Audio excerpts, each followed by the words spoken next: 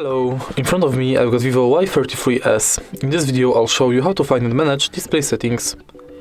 In the beginning enter settings, go to display and brightness, and here we've got all settings for our display on this phone.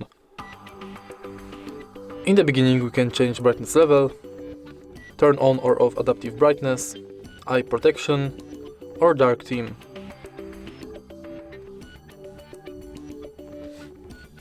We can change screen timeout between 15 seconds and 30 minutes, enable or disable auto rotate screen, change screen colors and temperature,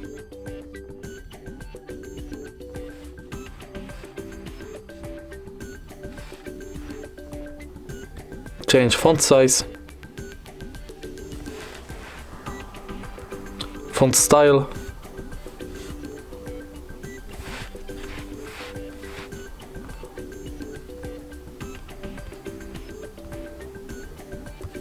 adjust our status bar,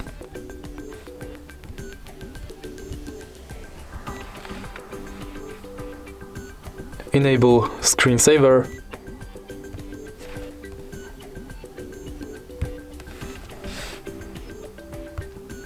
and manage our full screen apps.